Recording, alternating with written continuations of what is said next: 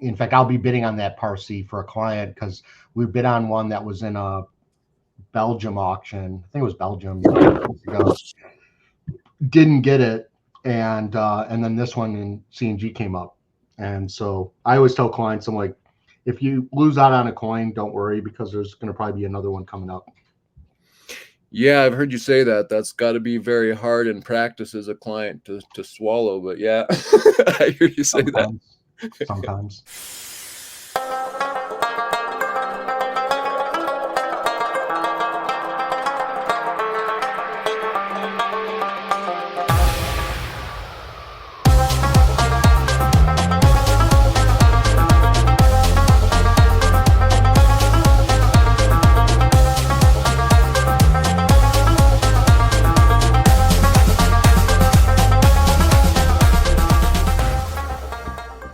Okay, so I want to jump over here to the CNG site and look at a few things with you. So these first 4 lots here, the Celtic coins, considered Celtic coins, and these first 2 examples are kind of imitations, as they say, of Philip II. So it'd be Alexander the Great's father, right? Correct. And I guess what I'm getting really intrigued with the Celtic stuff. I just it's so it's not that they have bad art. Like, some of their art is really impressive, but it always is in this kind of unique form. I mean, there's better and worse styles. These seem to be some pretty nice stylistic pieces here. But I guess one of my questions about it was, did they have their own issues of coins, or were they all just kind of imitations of other things around? Or they were all imitations because they were wanted to trade with the Macedonians, and they wanted to trade with the Romans, and so or some of the provincial types of Roman types. But in the Greek period, it's mainly they were trading with them, and so they wanted them to see their silver or gold and notice them as treasury coins, and so they copied them out of respect. Out of respect, yeah, that's what I was wondering, because I mean, some of it looks respectful, and some of it looks almost like they're poking fun at them. So I didn't know. No, I think they just had their own style, and honestly, if you look at like Picasso and other artists, they copied a lot of the Celtic and Iberian art from Spain. And so that's where they were influenced. A lot of modern artists were influenced by the Celtic art. Interesting.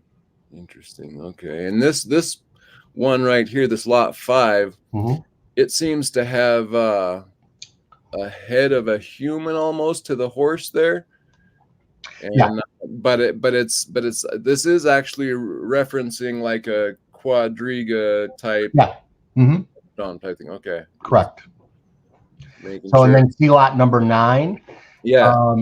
Lot number 9 is a very rare coin, and that is actually the Parisii. And the Parisii, that was in Paris, France, and that's where the name Paris came from. Was from the tribe that lived there. Oh wow! Okay. So this is from the tribe that lived there in the 2nd century BC, which later became Paris. Wow, that's awesome. Yeah, I bought one of these last year that actually had the name of the tribe Parisii inscribed on it, which was unique. Oh wow! We paid about $250,000 for it. Wow! For a client. Wow! So these imitation coins are actually quite sought after then. Well, the Parisii especially because of the Paris connection. Okay. And they're rare.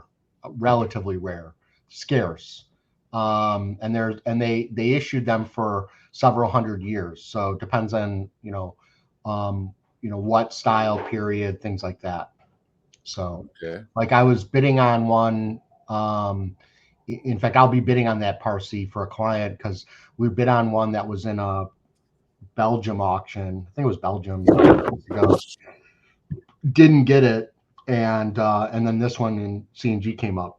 And so I always tell clients, I'm like, if you lose out on a coin, don't worry, because there's going to probably be another one coming up.